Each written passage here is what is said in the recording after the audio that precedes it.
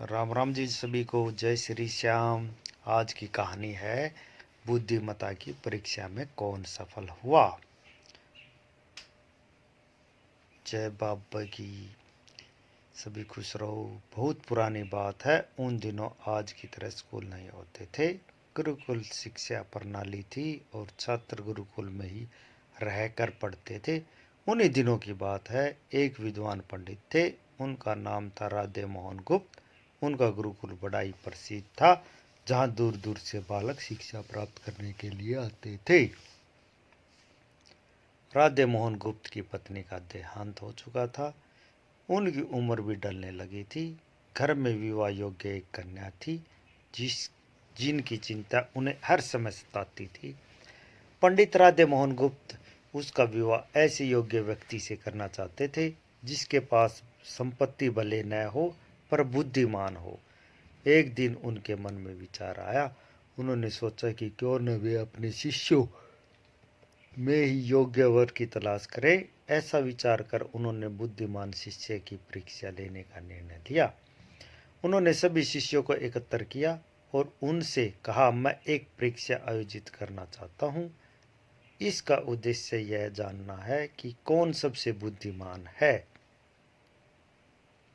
मेरी पुत्री विवाह योग्य हो गई है और मुझे उसके विवाह की चिंता है, लेकिन मेरे पास पर्याप्त धन नहीं है। इसलिए मैं चाहता हूँ कि सभी शिष्य विवाह में लगने वाली सामग्री एकत्र करें, भले ही इसके लिए चोरी का रास्ता क्यों न चुनना पड़े। लेकिन सभी को एक शर्त का पालन करना होगा। शर्त यह है कि किसी भी शिष्य को चोरी करते हुए कोई देख न सके। अगले दिन से सभी शिष्य अपने अपने काम में जुट गए। हर दिन कोई न कोई शिष्य अलग अलग तरह की वस्तुएं चुरा कर ला रहा था और गुरुजी को दे रहा था।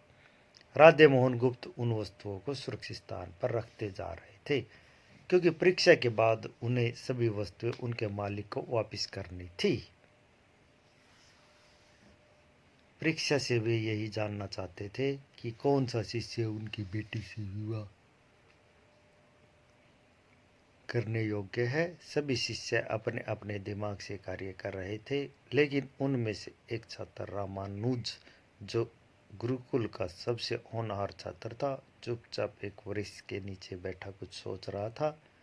उसे सोच में बैठा देख राधे मोहन गुप्त ने कारण पूछा। रामानुज ने बताया, आपने परीक्षा की शर्त के रूप में कहा था कि चोरी करते समय कोई देख न सके, लेकिन जब हम चोरी करते हैं तब हमारी अंतर आत्मा तो सब देखती है। हम खुद से उसे छिपा नहीं सकते। इसका अर्थ यही हुआ कि चोरी करना व्यर्थ है। उसकी बात सुनकर राधे मोहन गुप्त का चेहरा प्रसन्नता से खिल उठा। उन्होंने उसी समय सभी शिष्यों को एकत्र किया और उनसे पूछा, आप सब ने चोरी की? क्या किसी ने देखा? सभी ने इनकार में सिर हिलाया। तब राधे मोहन गुप्त बोले, बच्चों, क्या आप अपने अंतर्मन से भी इस चोरी को छुपा सके? इतना सुनते ही सभी बच्चों ने सिर झुका लिया। इस तरह गुरुजी को अपनी पुत्री के लिए योग्य और बुद्धिमान वर मिल गया।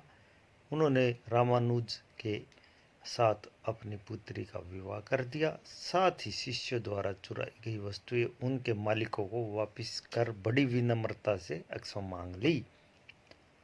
हमें यह शिक्षा मिलती है इस कहानी से, इस प्रसंग से यह शिक्षा मिलती है कि कोई भी कार्य अंतर्मन से छिपा नहीं रहता और अंतर्मन ही व्यक्ति को सही रास्ता दिखाता है।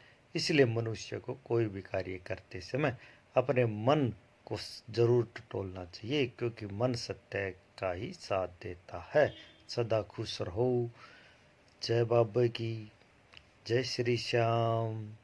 अपनी छाती पे हाथ धर के सोचना चाहिए आदमी को दूसरे के बारे में। ठीक है, चलो करते हैं इसको एंड, मिलते हैं नई कहानी के साथ।